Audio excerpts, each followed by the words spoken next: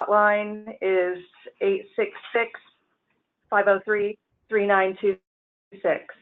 And that will also be up on the screen at the end of the presentation. We have 3 handouts available for today's webinar, which are the PowerPoint presentation, a quality management template, and the Crabby Old Man poem. They're available in the options menu, and you just go into the options menu and click on the plus sign next to the word handouts, and a box containing the handouts will appear, and you can access them there. Presenting today are myself, Michelle Strouser, Director of Professional Development for Bureau of Human Services Licensing, and I have also Dale Crow, who is the Hotline Manager, and Trish Bartlett, who is one of the licensing representatives from the Western region for BHSL. And now, Dale, can you tell us a little bit about your experience with quality management for the audience? Good morning, everyone. Quality management started many years ago for me before I came to the state, and I began learning about it actually after the first program that I ran that I had to have licensed. And one of the things that the licensing representative came to me about was the fact that I didn't have a quality management plan, which was in the regulations, and I really knew very little, if anything, about it and what it was. And so I quickly put some kind of little terribly unprofessional thing together, which I just said, well, we're going to do a quality management plan and we'll do quality management reviews. Oh, let's just say every 6 months. And I just was totally winging it and knew nothing about what I was doing. And the licensing representative talked to me later about it, and he said, you really don't know what you're doing with this, do you? And I had to admit that. And I had to learn then from there what quality management was all about and what it meant. So we're going to talk about it today, and I've learned a good bit over time about what it really means. And we're going to talk about the 2 common themes, that it's partially for compliance. I mean, not partially, it is for compliance, but also that it's for total improvement and continuous improvement of your program. So I'm going to talk a little bit about quality management and total quality management. And Trish Bartlett is going to talk about it from the licensing perspective and what she sees when she's out in the field in terms of the regulations and what our expectations are. And Trish, I wanted to see if you could tell the audience a little bit about your experience with quality management as a provider as well. Great. Good morning, everyone. I'm Trish Bartlett. This is the hard part because I feel like I'm tooting my own horn. I've been with quality management over 20 years. I've started with CARF and CASP and wraparound services, Department of Health, ODP, and then licensing. And I used to attend the meetings and say, yuck, I have to go to these meetings again. And as a supervisor, then I would go to the next meeting and say, oh, well, how did we do? And then I would go to the next meeting and say, oh, we're getting better. And then I'd go to the next meeting and say, oh my gosh, something happened. What did we do wrong? And I wanted to share with you some of the plans that have worked and what I've seen in different facilities, as far as even an intermediate care facility, right to a smaller personal care home with 8 residents. But I'm really happy to be joining today because I think this is an important part of running a very, very well established home that will provide the care that the residents need. And thank you very much for having me. Thanks, Trish. I also wanted to mention that today's webinar is being recorded. And to access this webinar and any past recorded webinars, you can visit our website at the link on the screen. And there are the directions to get to them. They're in the general information section under general training information. So this one should be out, on our website eventually. It's being recorded. We usually get them out there within a couple weeks, but you can find all the previous ones out there already. And we continue to do our webinars about once a month, and please let us know by emailing our resource account or calling us to let us know if you have any ideas for topics that you think we're missing. We try to think of everything that seems to be a topic that's needed, but if we're missing anything, please let us know. And we welcome any of that feedback as well about any webinars that we've already done. And to find out about any future webinars, please join our listserv or keep an eye on the What's New section of our web page, which you can access at the link above on the screen. We have a What's New section towards the top that'll announce any types of trainings we have coming up. And also the link to join the listserv is right there. You can't miss it, close to the top of the page. And you just click on that and follow the instructions if you want to get on the listserv. Okay, and now I'm turning it over to Dale to talk about quality management. So today we're going to talk about what is quality management. What does quality management mean for you as a PCH or assisted living administrator? What is total quality management? What are the regulatory requirements for quality management? And how do we take quality management beyond simply the regulations and developing a quality management review?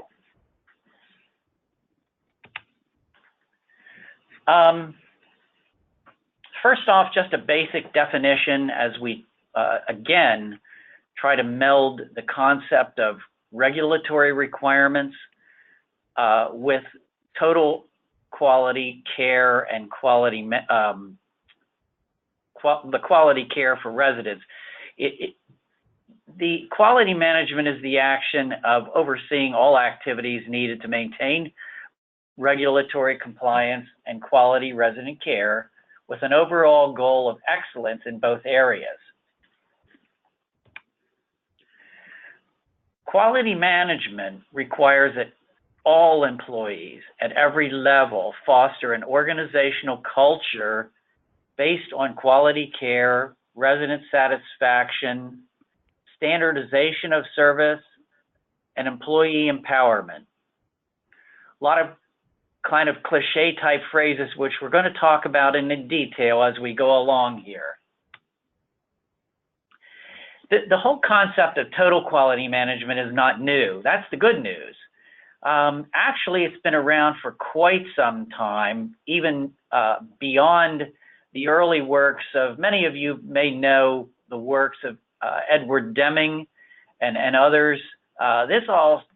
Actually, he started doing work within the United States, but it wasn't quite as popular and it didn't catch on until he went to Japan in their post-World War II, the aftermath of the war. They had a war-ravaged economy and they were trying to rebuild. And he actually went to Toyota Motor Company, who developed this concept called lean production. We now just call it lean management or lean service. The lean is not an acronym. It just kind of means lean production, or kind of like the lean mean machine type of concept. But basically what it talks about is a very flexible type of management system, which has been found to be easily adaptable for not just the production and retail industry, but the service industries, like basically the ones that we're in right now, our assisted living and our personal care homes.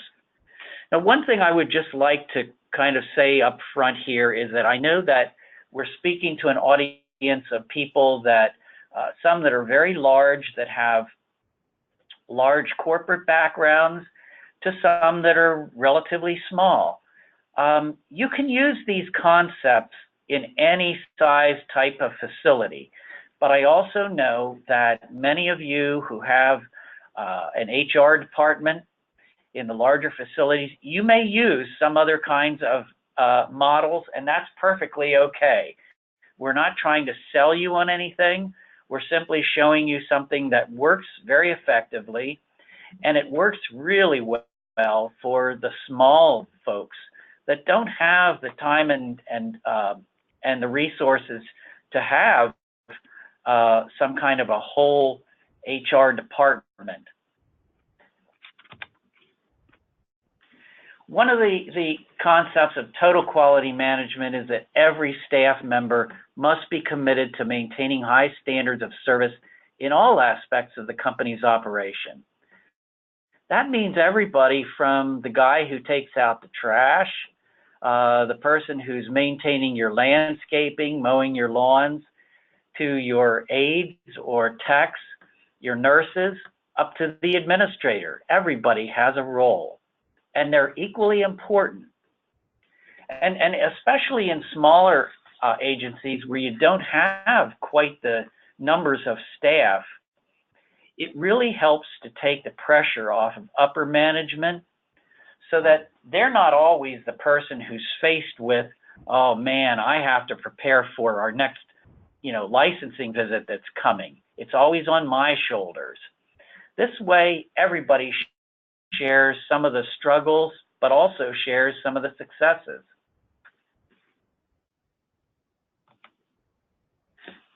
Some of the principles that we want to talk about are keeping the overall focus on the customer. And of course, who is our customer? The resident.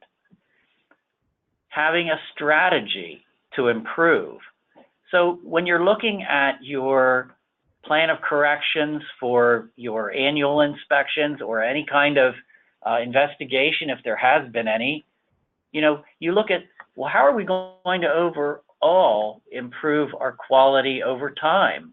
And how are we going to strive for continuous improvement, even in areas where we have no violations? But we really want to look at, what do the customers / the residents really want? What do you hear sometimes from the residents as far as what are their areas that maybe they feel that we can do better? It's kind of funny as you go around and you hear the feedback that people give you. One of the things I hear all the time, everybody complains about the food.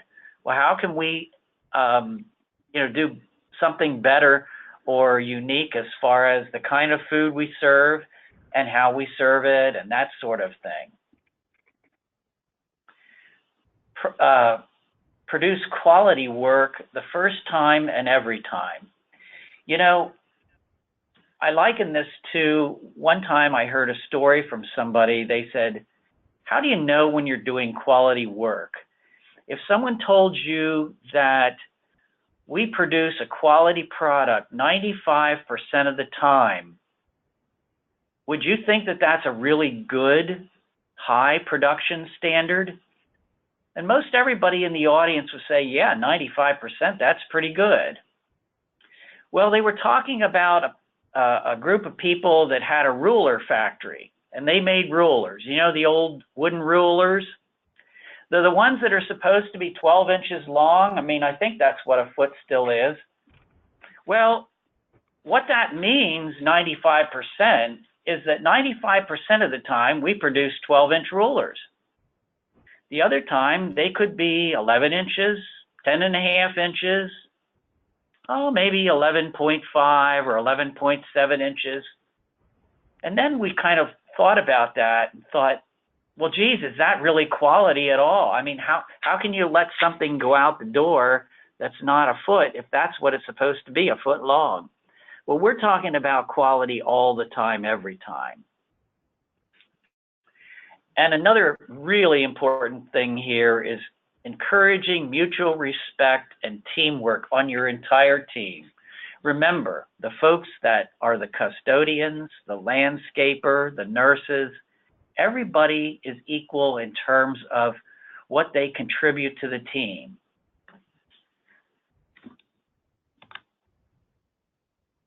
Okay, so what does this mean for personal care homes and assisted living residences? Well, basically, as I said before, everybody shares the burden, but they also share the rewards. That takes pressure off of any one person to be the person who maintains all of the quality within your facility. Everybody can share in that. And that really can produce an awesome product over time.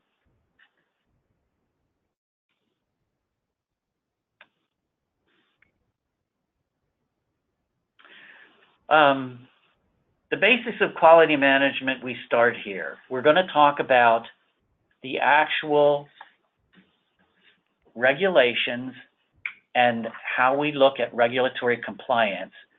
And at this point, I want to turn it over to Trish because she works in the field. She sees the quality management plans, and she's going to give us a lot of her insights here. And she has some pretty awesome insights about how the quality management plans work or perhaps don't work when she's out there. Good morning. Thank you. Thank you very much, Dale. And I'm very excited. It just sounds funny that I am excited about the quality management plan because many homes are collecting this information, but now it's time to do something with it. And talking about, Dale brought up all teams are participating. If you could ask your direct care staff person to come to the team meeting, but not to sit silently, to present something, to present maybe an incident that had occurred, maybe someone had choked, how was it handled, what took place, and it would create this environment for discussion. Well, what happened? Why did it happen? What can we do to prevent it? And ask yourself those questions, but include the people who are involved. And even as Dale said, the landscaper, someone tripped on the sidewalk. Invite the landscaper to come and say, well, there was nothing we could do because the snow removal had caused the sidewalk to deteriorate. Why do we have that problem? What can we do to prevent it next winter? We were talking about every staff member being committed. It's an attitude. It's everyone is involved in this, and when you have your quality management, we can all read in the RCG what it is, but after you're done with the meeting, does that information get trickled down to everyone to find out, we had 2 falls this month, we had no falls last month, what changed? How did that happen? Was it the weather? Was it people were dehydrated? Why did that happen? Be honest with yourself when you're asking these questions. Why did it happen? I didn't train the staff person correctly. Be honest with yourself, because next month you'll make sure that your staff person is trained correctly in lifts or transfers, or the new staff are trained, and you won't have those falls because you have jumped ahead of the horse in the cart, and you're going to be the rider directing how they go. As far as when you're reviewing what you've discussed at the plan, at the quality management meeting, be ready to say, then what?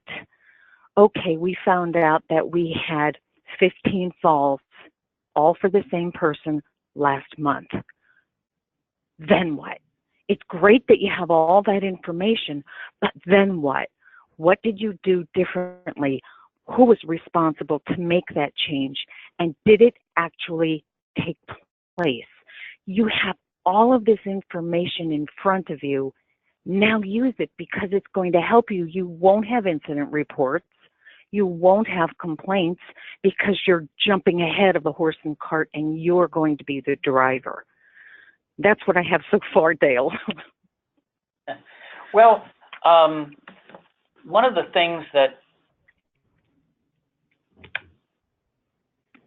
did it move? No, I'm just wondering if I should advance the screen here. Well, just a thought on this as far as how you begin your quality management plan as part of what we have in here in 2600.26 A, B, C. Establishing the quality management plan with the entire team, as Trish said, is really important because you get different feedback at different levels. I think Trish had actually talked about, to me, a thought that came from a provider where they were being. I know what you're talking. No, it was about the fire drills. Yeah, why don't you tell that story? Right, and one of the maintenance persons, I was reviewing the fire drill log, and I noticed that the fire drills were relatively at the same time, sort of during the hour of sleep, and we all know how that has to be corrected. But when I asked the maintenance person, why do you have them all at this time, the maintenance person said, well, because if we have it when they're sleeping, that's when the most falls occur. So I credit the home for saying, I don't want to have any more falls, but the regulation says you have to have during hour of sleep. So they did identify that this is when we have the most falls, but then follow up with that question, and then what? So what did we need to do differently so that we can follow the regs, have the hour of sleep fire drills, and people are not going to fall? So what's going to change? But who's going to follow up to make sure that those actions are occurring? So invite the fire safety expert, or not the fire safety expert, the maintenance person, whoever is going to hold the fire drill, who's responsible. Invite that person to the meeting, the quality management meeting, to say, this is what we did differently. This is how it turned out. This is how it was different from last month. This is how I can tell you it was a success or it wasn't a success. And again, be honest. You're going to tell yourselves it worked or it didn't work. And if it didn't work, we're human, change it and make it work, because you can. So when you're asking yourself those questions, you want to be able to share the answers. I had another idea. How would an administrator feel if the licensing inspection summary was sent to someone and it never came down to the administrator? And you're thinking, well, how did it turn out? Well, what happened? Same thing with these quality management meetings. People know you have them. Well, how did they turn out? Well, did anything happen? Was it good? Were we okay?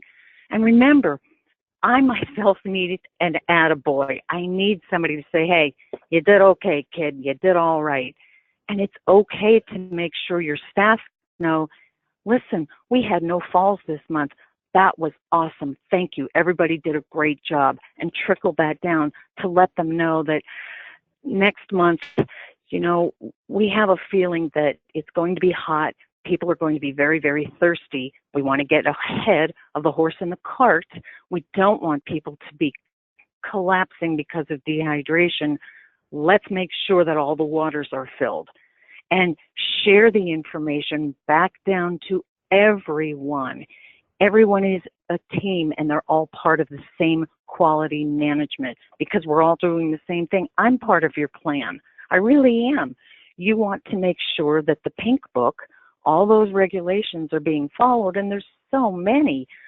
So you pick the ones that were maybe in your last licensing inspection summary, and you discuss those in addition in your quality management meeting, and you say, hey, we fixed this.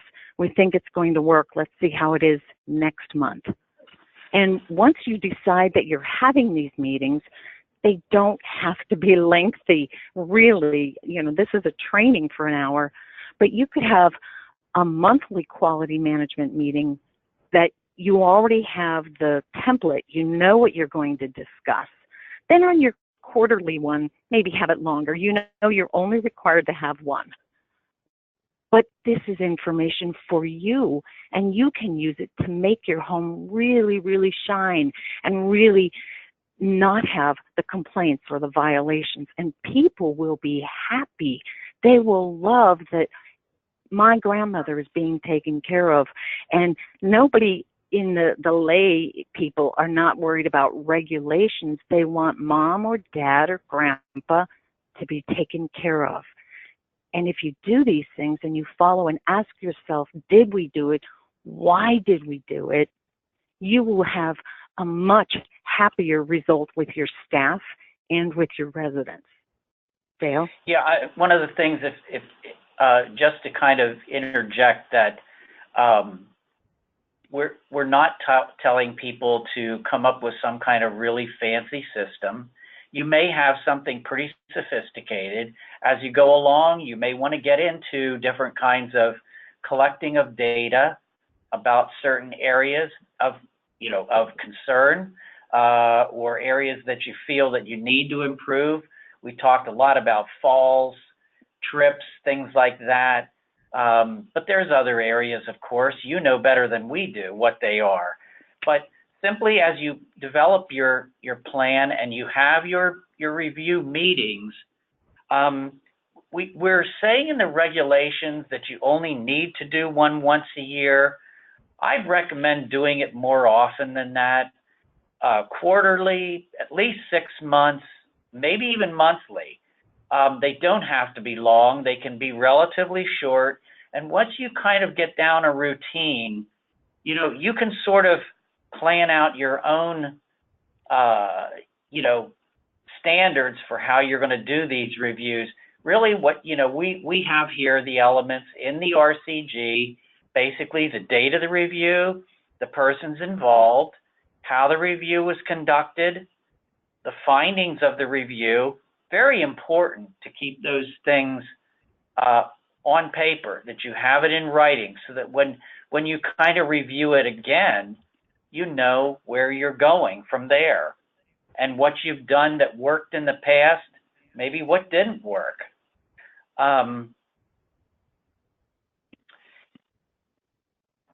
Basically, it's not just something that we are saying this because you have to do it because of the regulations.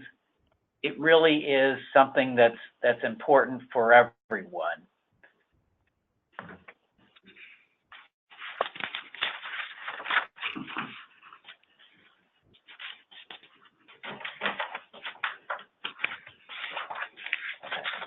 Dale, while we're looking at that, I'd like to remind the participants to remind your staff that leadership needs to listen, but also needs to act. So if you invite a staff person to the quality management meeting and ask for suggestions, if you do get suggestions, because everybody will be timid, and if you get a suggestion like, we need to have lobster on Thursday nights, be prepared with your reason why that the home can't provide that on the salary or the income that we have, but can we try something else? So this is quality management, and we're talking about doing it right the first time. So why waste all of our time and effort on something that we know the home can't afford, lobster on Thursday night? But is there something that the residents would like that will give them a quality lifestyle in their home that the home can afford? Leadership, listening, and acting on suggestions. Now, that's a really good point, Trish. I just wanted to just add to that as far as the requirements in 26B, we want to see reportable incidents, of course, and condition reporting and procedures. We want to see complaint procedures, how you handle complaints, what kind of training are you doing ongoing, licensing violations and plans of correction if they're applicable. And then as Trish was talking about, as far as taking it to a higher level as far as quality, if you can have lobster tail on Thursday nights, I want to come to your facility, and that's where I'm going to be when I'm a little bit older.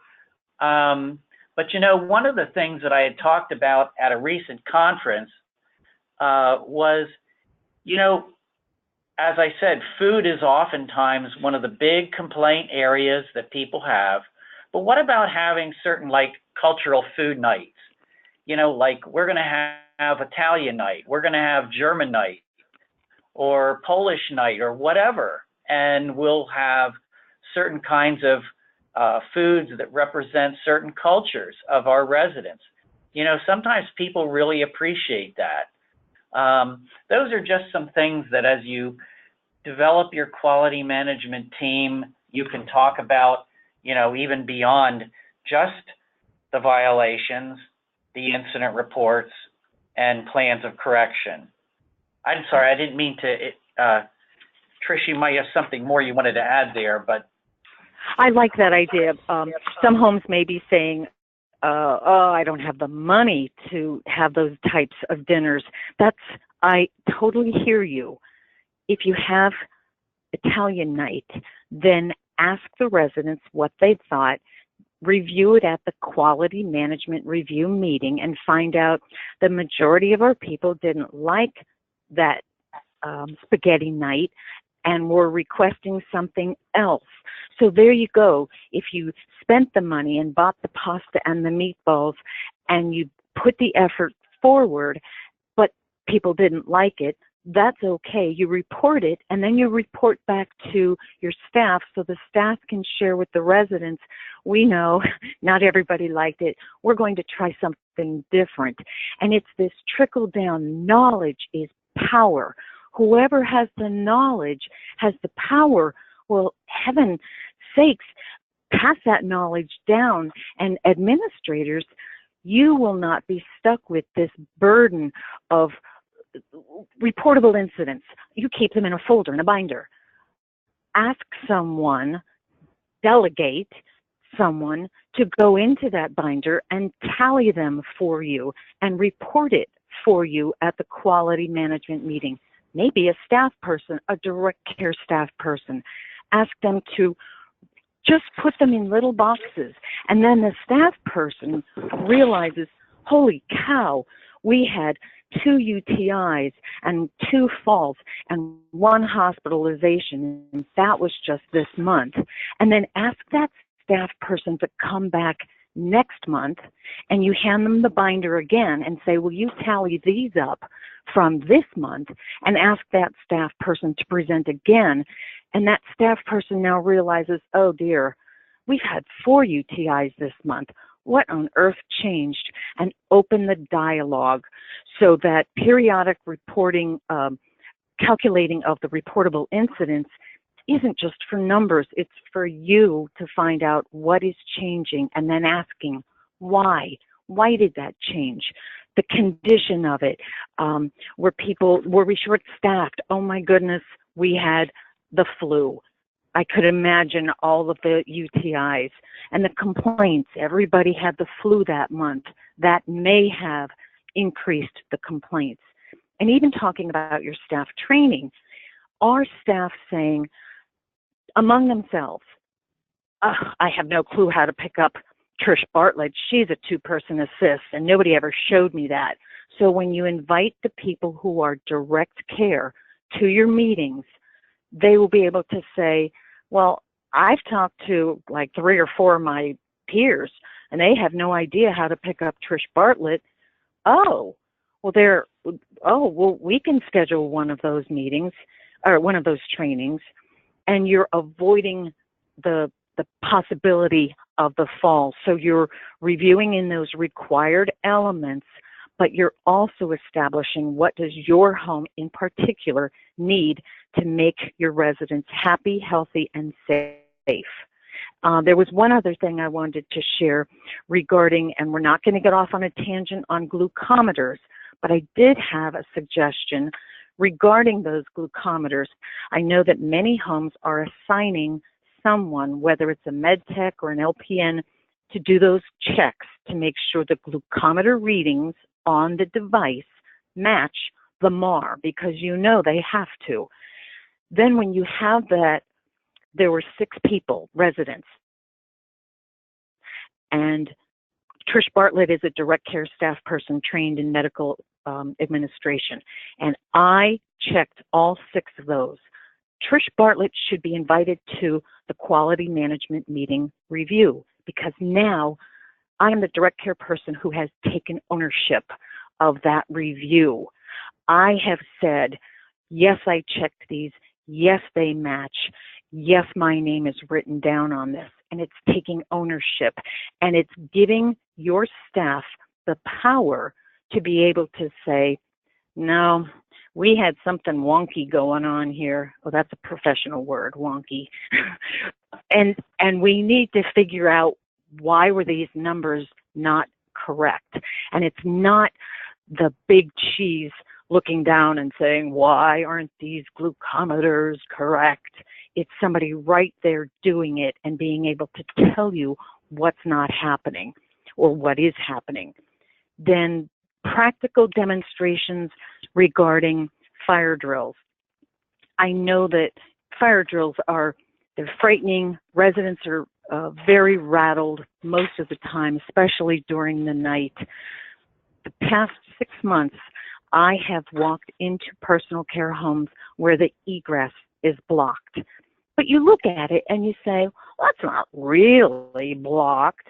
And I've asked my direct care staff person to close your eyes, just make one circle, turn around in a circle, and imagine your hallway full of smoke. Now get out. And when we take that information to your quality management meeting and someone brings up, there's always wheelchairs in front of that door. Okay, we're finding out, oh, well, we have to put them somewhere. But it's not licensing coming in saying your egress was blocked.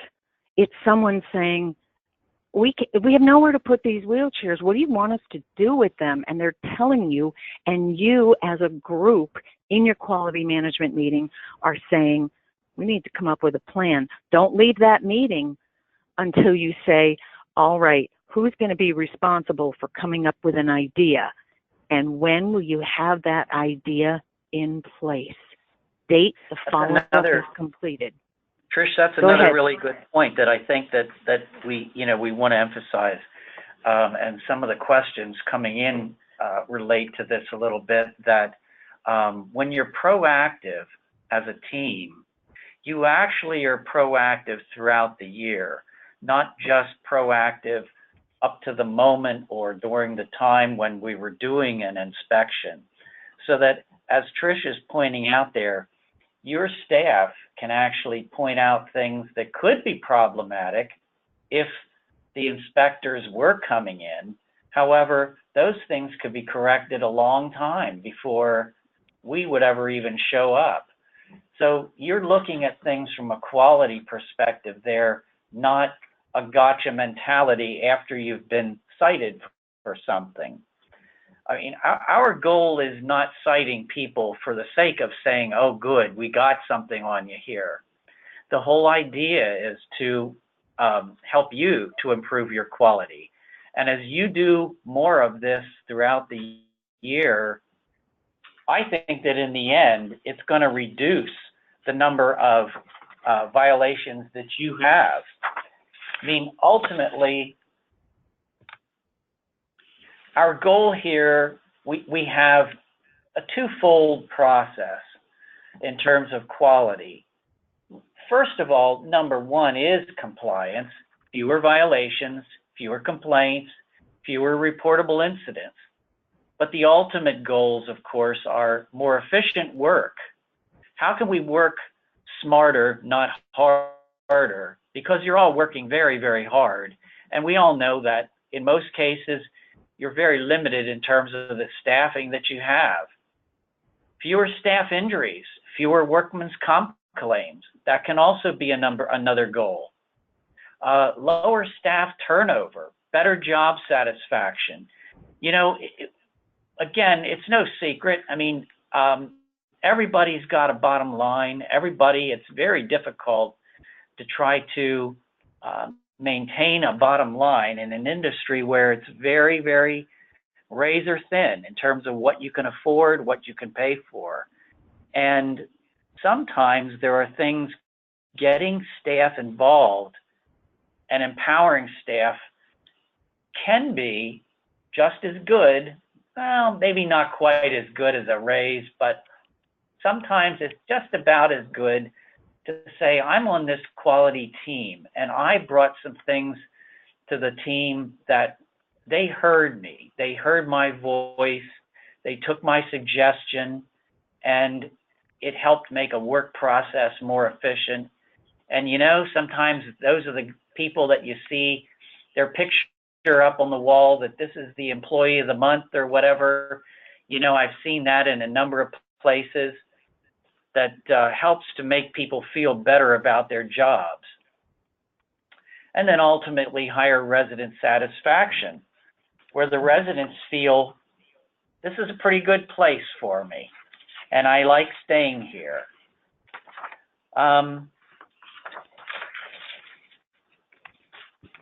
Dale, a few things. Oh, go ahead. I'm sorry. Go ahead. Dale, with the fewer violations, when you look at your violations, if you know your weakness, you can build your strengths. Because here's where we're weak. We were cited. What can we do differently? Why were we cited on that? What happened? I can't stress enough to be able to ask yourselves why. Just keep saying, but why? Why did we get cited? Why is that regulation in place? Why did we have to report that as a reportable incident? You keep asking yourself those things, and then you will be able to come up with the strength of what is going to make it work for you in your home. The hard thing is, why was there a complaint? Complaints are embarrassing sometimes to homes. Oh dear, oh, we had a complaint. Was there a common complaint? Did you get the same one last month, this month, last year, the same time last year? Again, that like summer, do you get the same complaints? Come up with solutions. Don't reinvent your wheel. If you found out that you had complaints about sunburn last year, jump ahead and make sure every resident, if they're allowed, has sunscreen. Jump ahead of that. Maybe you won't be having the complaints this year. And the ownership of the job duties by asking staff to participate, LPNs, RNs, maintenance, everyone own their job duties, have them come to the meeting and report to you, not to you, to the team. Report to the quality management team, because now they will be listed as a member of the quality management team, because you need their input. You want their input. You desperately want them to share with you what's going wrong and what's going right. And finally, when your staff leave, quit, terminate. I know sometimes we really know why they're gone, but sometimes they leave and you're wondering, oh my goodness, I just finished training her or him. What on earth? Here's a hard one. Call them and say, listen, I don't know what happened. Could you possibly tell me why you left? And maybe you will prevent the next person who comes to work for you and you spend all of that money training them. But discuss it without embarrassing or bringing up a name at a quality management meeting, but be able to discuss how can we retain our staff. It's such a problem. I hear so many of you in the homes, you just finished training them and up there they go. All that money down the tube and it's gone. So find out why are they leaving. That's a good point, Trish. And I just want to add to that because I've heard this on the hotline a number of times. You know, a number of people, when we talk about staff turnover, they're not leaving to go advance their college education necessarily or go to some other area or go into some other job. They might be doing that. But what surprises me, you know, a lot is that a number of folks are moving to another residence. So one thing that kind of speaks to that is, why are they going to another? They obviously enjoy the kind of work that they're doing enough that they're going to another personal care or assisted living. Is it always about money? Sometimes, obviously, they may be getting a promotional position. Sometimes it may just be, I like the working conditions over here better. Why? You know, and so this whole quality management process helps kind of lead you to also look at, you know, higher resident satisfaction, higher staff satisfaction. One of the things that we have here, again, this is to sort of help you a little bit, not tell you how to do this process, but to just give you a template.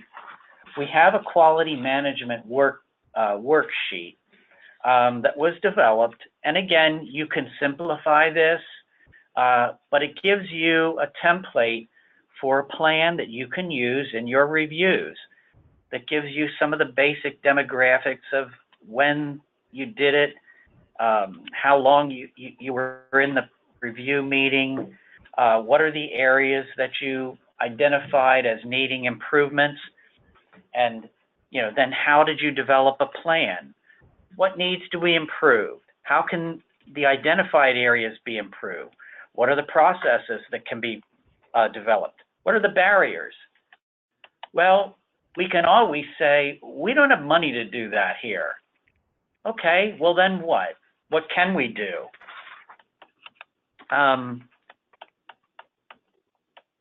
We look at the actual reviewing of our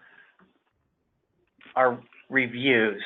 You know, as we check, what kind of a process do we have in place for seeing if what we did is working? Okay, how well is it working and why?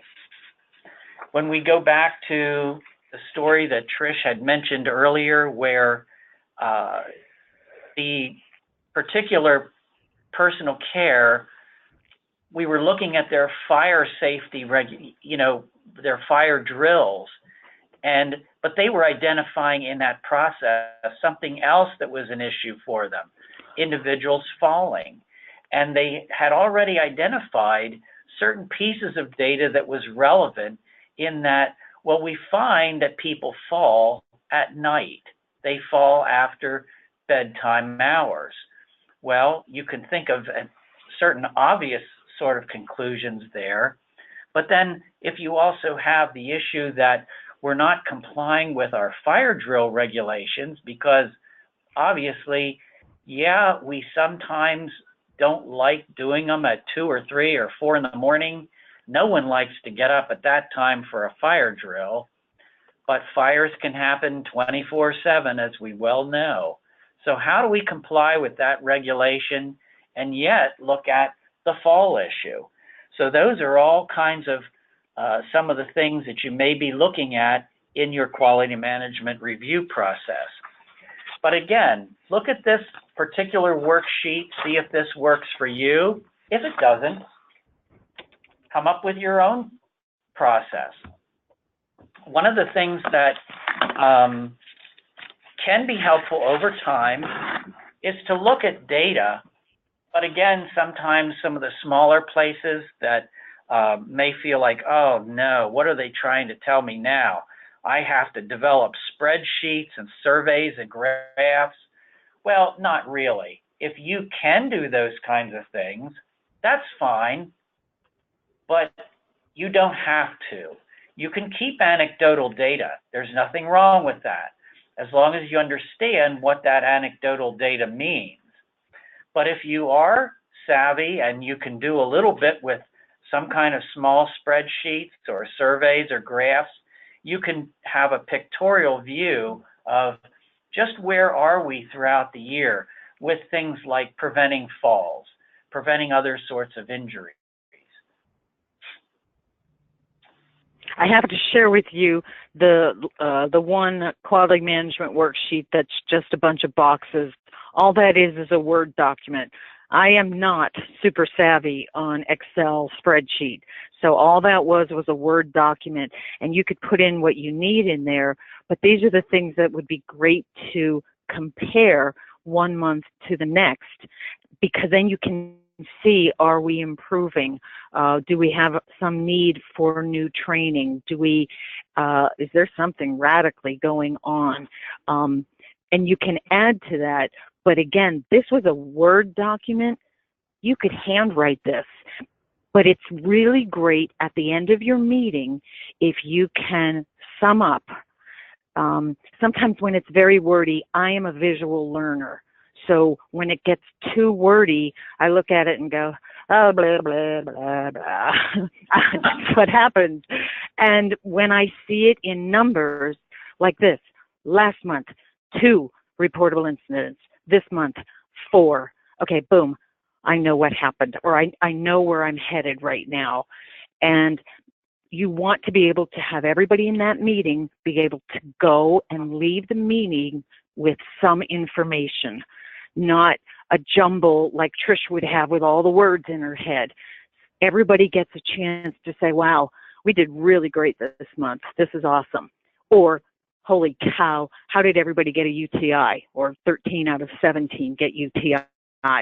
And then you go back and it goes into your home and people are aware of where you stand, where you as a home stands. You want to compare findings month to month if you can. And how are you going to fix it? Why did those happen? Remember to ask those why questions. You had this many last month, this many this month. Why? You might not always have the answer, but you want to have everybody rack your brains. Why did this happen? For quality management, you want to manage what happened. How can we fix it? Or why did it happen and it was good? How do we keep that happening? Thanks, Dale. Oh, sure. I just want to kind of sort of wrap up here with something that this was given to me some time ago, and it's the other attachment, and it's called The Crabby Old Man. And this kind of typifies just what we're talking about in terms of, you know, who is the ultimate customer here? Well, it's the resident, and that's what we're all about, whether it's us as the licensing people and inspectors or you're the people that are serving the residents that are coming in. And I just start off by saying, because initially when we put this together and my supervisor sent this to me by email and it said grumpy old man. And I said, you know what the difference is between the grumpy old man and the crabby old man? The grumpy old man is still working for the state. The crabby old man is retired. So anyway, I just want to share this with you. Many of you have seen this and read this before, but this is something that I would share with every new staff that comes in every one of these facilities. So at any rate, when an old man died in a geriatric ward of a small hospital near Tampa, Florida, and was believed that he had nothing left of any value, later when the nurses were going through his meager possessions, they found this poem. And this is a true story, and the quality and content so impressed the staff, the copies were made and distributed to every nurse in the hospital. One nurse took her copy to Missouri. The old man's sole bequest to posterity has since appeared in the Christmas edition of the news magazine of the St. Louis Association for Mental Health. A slide presentation has been made based on his simple but eloquent poem. And this little old man with nothing left to give in the world is now the author of this anonymous poem, winging its way across the internet. But it's a lovely poem, and I just want to read this to you in closing. What do you see, nurses? What do you see? What are you thinking when you're looking at me? A crabby old man, not very wise, uncertain of habit, with faraway eyes, who dribbles his food and makes no reply. When you say in a loud voice, I do wish you'd try. What seems not to notice? The things that you do, and forever is losing a sock or a shoe. Who, resisting or not, lets you do as you will, with bathing and feeding, the long day to fill. Is that what you're thinking? Is that what you see? Then open your eyes, nurse. You're not looking at me. I'll tell you who I am as I sit here so still, as I do at your bidding, as I eat at your will. I'm a small child of 10 with a father and mother, brothers and sisters who love one another. A young boy of 16 with wings on his feet, dreaming that soon now a lover he'll meet. A groom soon at 20, my heart gives a leap, remembering the vows that I promised to keep. At 25 now, I have young of my own, who needs me to guide and a secure, happy home. A man of 30, my young now grown fast, bound to each other with the ties that should last. At 40, my young sons have grown and are gone, but my woman's beside me to see I don't mourn. At 50, once more, babies play round my knee. Again, we know children, my loved one and me. Dark days are upon me. My wife is now dead. I look at the future. I shudder with dread. For my young are all rearing young of their own. And I think of the years and the love that I've known. I'm now an old man, and nature is cruel. 'Tis jest to make old age look like a fool. The body it crumbles, grace and vigor depart.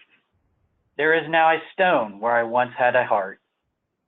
But inside this old carcass, a young guy still dwells. And now and again, my battered heart swells. I remember the joys, I remember the pain, and I'm loving and living life over again.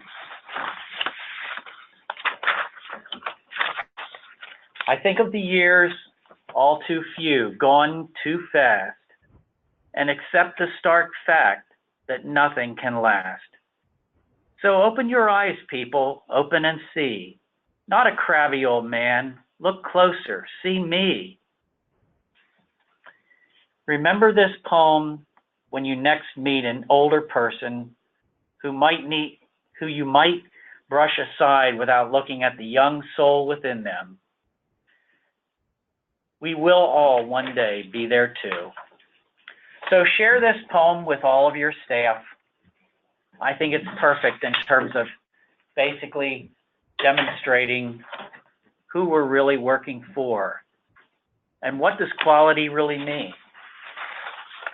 So with that, we're going to entertain some questions.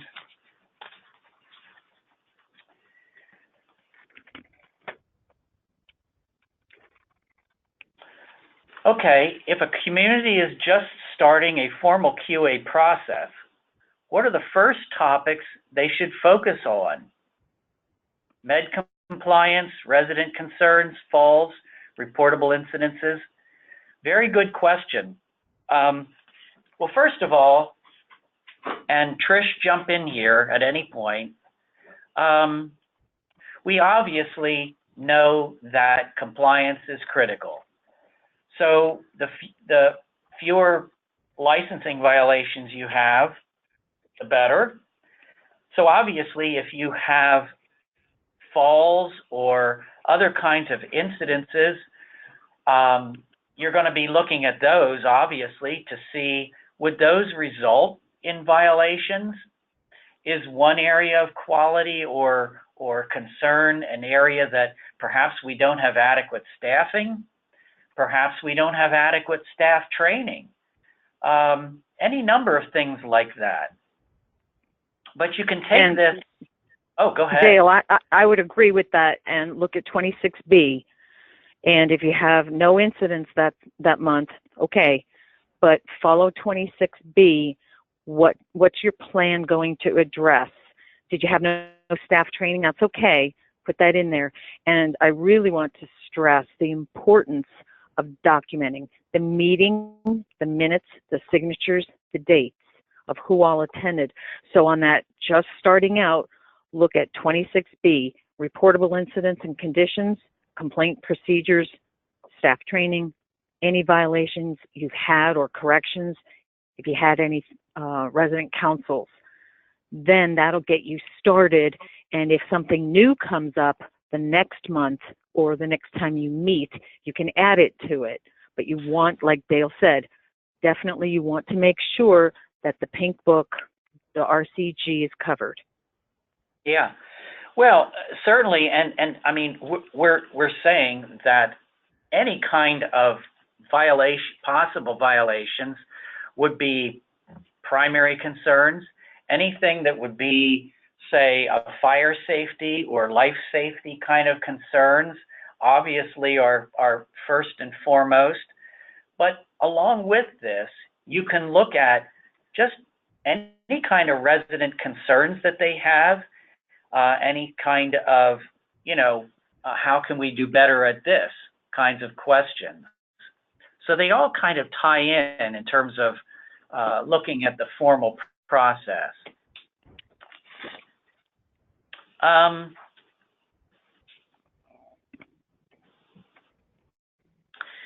One question has to do with, we join our nursing home, which is held, which they have their meeting, their quality meeting monthly. Should we be holding ours separately? Well, I know that many of you are CCRCs and have the skilled nursing and then independent apartments and so forth. I think, Trish, again, you can speak to this, but we need to see that you have something documented as far as complying with 26 ABC as far as the personal care regulations. But there's nothing that says that you can't join with some of your other working units in your CCRC, in this case, your skilled nursing, and participate in a joint meeting that is going to, produce perhaps quality measures for the entire community. Except that but Dale, don't they follow separate regs? And, yeah, absolutely. And sometimes people borrow one staff person from skilled to come over to personal care or assisted, and they say, well, we do that over there in skilled. And I don't know if I would mix them, but there's nothing that says you can't, like Dale said.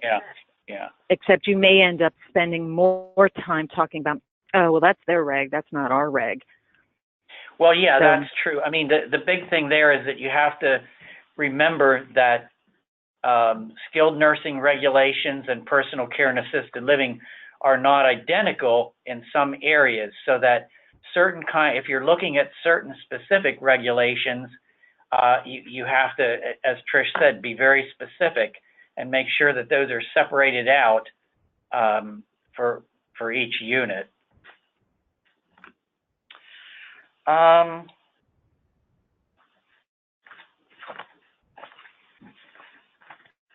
think, again, this question has further to do with Department of Health regulations, which regulate nursing homes, skilled nursing. But they're saying, in essence, their experience in personal care has been that there is a fear of bringing issues to the attention of inspectors because of the feeling that citations will be issued. It seems counterproductive to a proactive mindset. What is our experience with that during inspections? When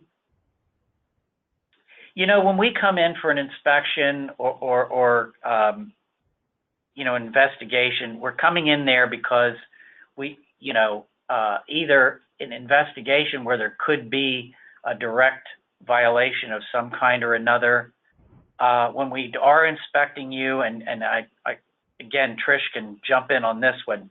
Basically, we have to look at citations. That is our job.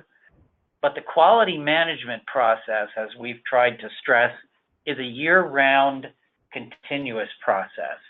It just doesn't start and stop when we come in for an inspection. And actually, as you look at quality measures throughout your community, those things will actually prevent, in the long run, some of the kinds of things that might turn into violations. But Trish, Dale, what do I'll you? jump in on Yeah, go on ahead. that one. And if you have the fear of bringing the issue to the inspector because it'll probably end up being a violation, then it probably was a violation if you're feeling that way. If there is a way you can bring it up to your administrator beforehand or to the powers that be, whoever's going to correct it, if it doesn't get corrected internally and deep in your heart, you're thinking, this just isn't right, you probably are dealing with a complaint that needs to be addressed. And now you have found an outlet. When the inspector shows up, you can tell us and we can say, you're right, this is not following the regulations. So you want to get ahead of the horse in the cart, bring it up to the administrator, the executive director, the owner, someone to address this first before we get there. But if it doesn't get addressed internally and you are being given a deaf ear to anything you bring up, then you're right. You do have a complaint and there is a problem and it needs to be fixed. And that's why we're there to help. We're not there to be cracking the whip. It's that if no one's listening to you, and I know sometimes it happens, that it needs to be corrected for the safety of the residents, safety, health, happiness of the residents. So first try internally to see if it can be corrected. Yeah, and that ties in with another question. What advice do you have for someone who's never done quality management before? I think again, we're kind of reiterating things, but the process here it's continuous. It never stops. And truthfully, that is the case. I mean, what you might be doing right now, and you think, well, this is pretty good quality. We're doing pretty good. We only had maybe one violation or two violations the last time. Well, it's not all about violations. So it's always looking for areas that we can improve. We know that this industry is competitive. There are a lot of programs out there. Periodically, I get people calling in on the hotline who are actually family members. And they're saying, how do we find a place for my mom and pop, my grandfather, whoever, Now, obviously, we don't give out qualitative information about any facility, but that it's competitive. That in some areas there aren't so many places, and in other areas there might be a lot of facilities. And so you're always trying to strive to do something better or different that's going to improve your quality. As far as how you begin,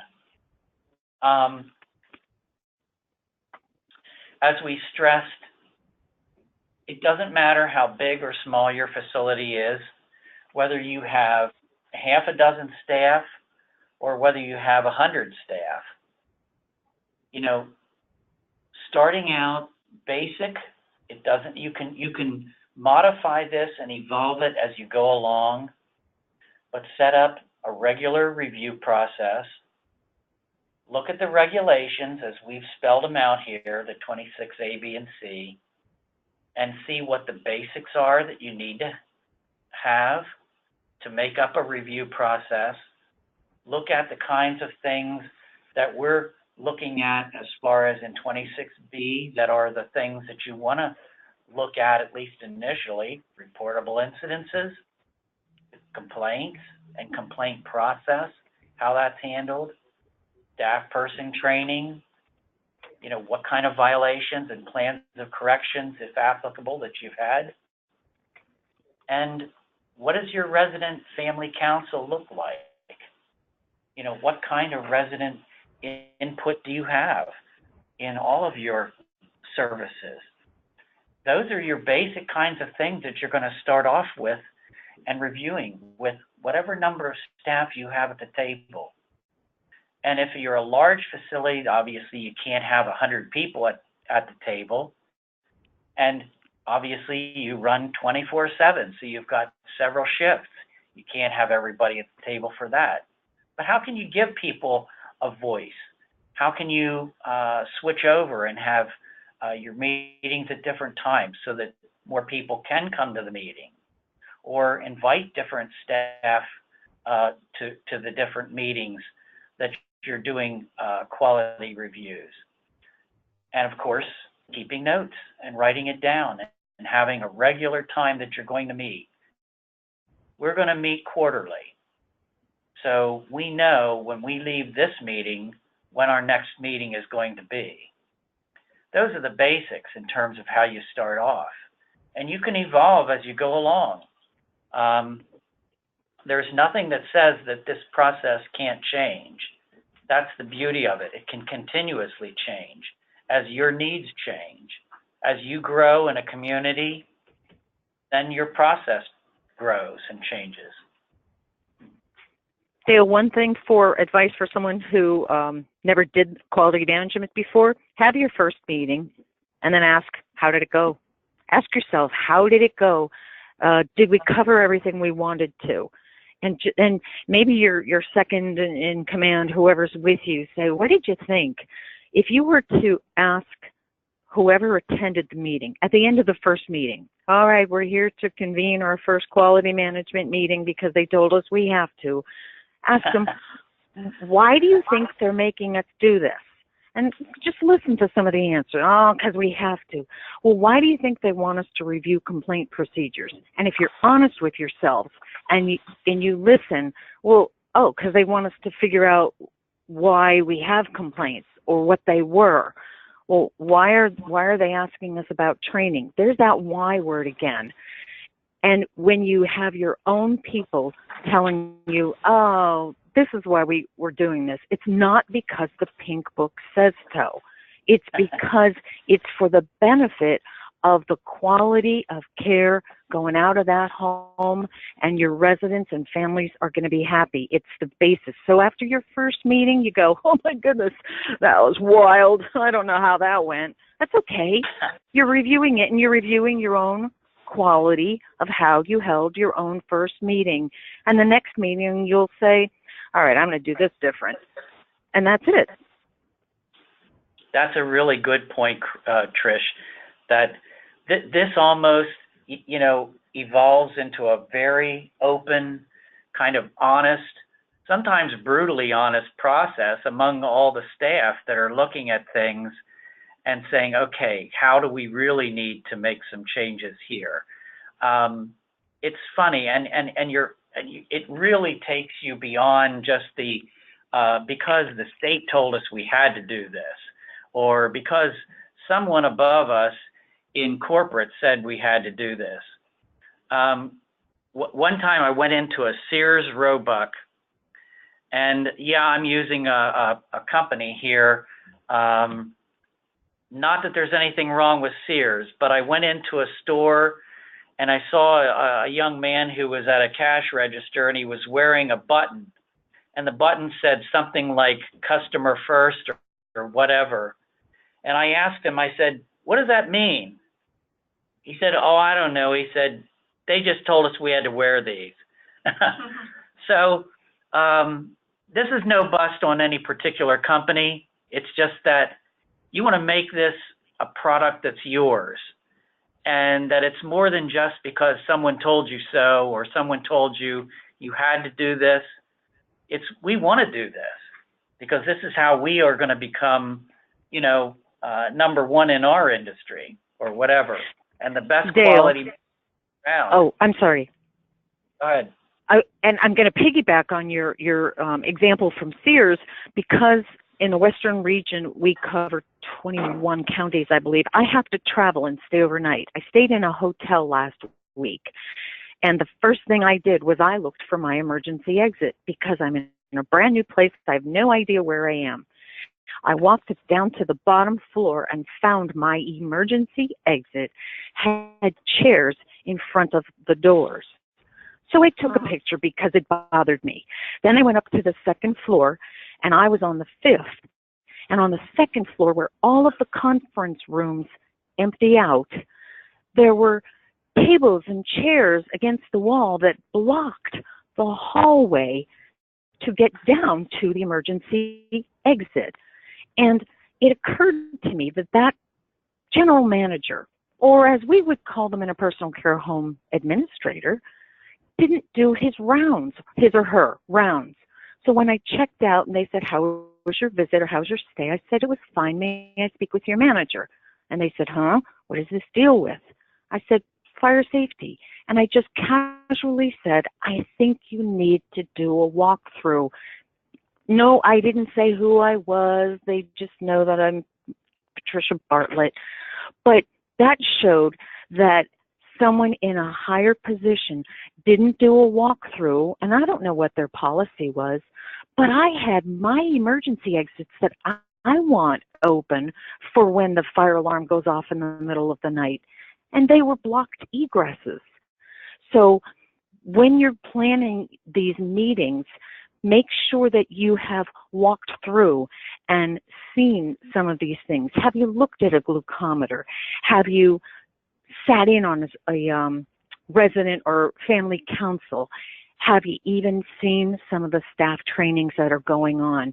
You want to be part of this so that you're not just this floating entity that no one can reach and touch. And there are many of you who do participate and who do this, but I want to make sure that you're not just floating like the general manager of the hotel that I stayed at.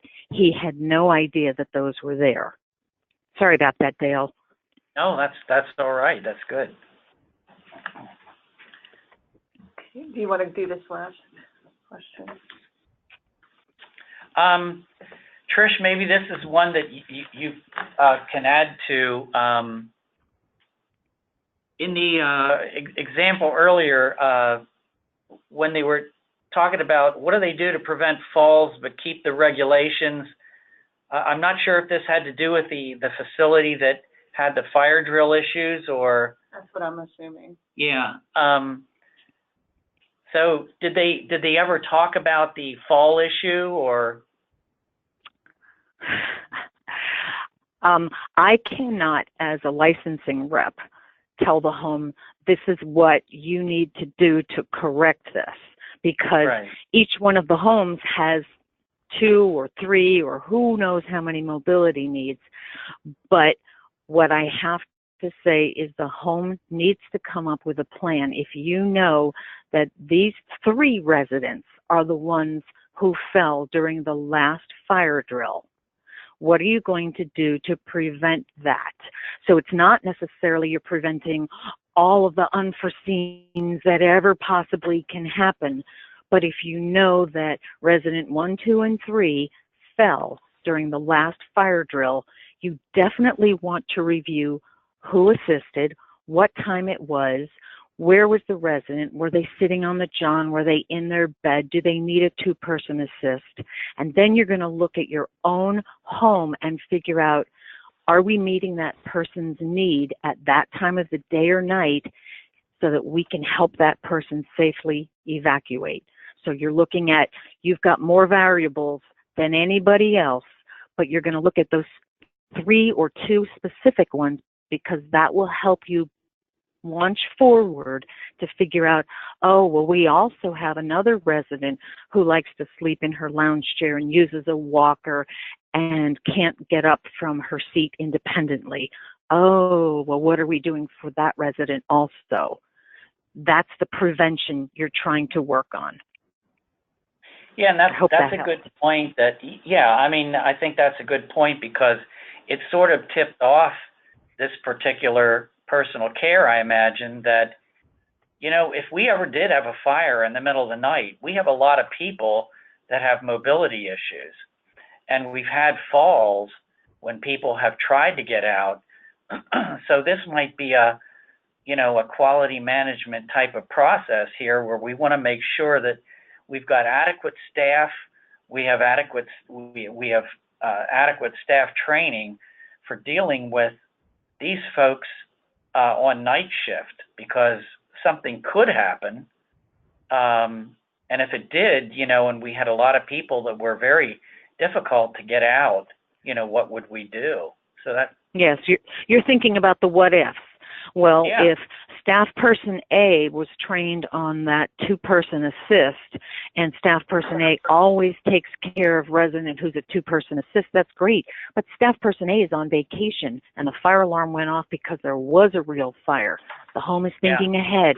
Oh, we can't count on just that one person. What do we have as the backup? Okay. All right, well, I think we've answered all of our questions that we've received. And it's almost 11:30, so we did good time-wise. So if nobody else has any questions, or if you have any questions after the webinar, please go ahead and call the operator support hotline, and the number's on the screen, or call your regional office, talk to one of the licensing reps or one of their supervisors, regional director, any of them can help you, or email our email address. And this one comes to headquarters, our headquarters office here, and would likely go straight to Dale if you sent a question. It's RA-PWARL headquarters at state.pa.us. You know, we realize that these can be very individualized kinds of concerns or questions, and we're more than happy to entertain questions that you have, you know, for your own facility in this quality management process. Thank you. Thanks, everybody. Thank you. Yeah, thanks, Trish and Dale, for this awesome presentation on quality management, and thank you all for joining us. Good afternoon. Bye-bye.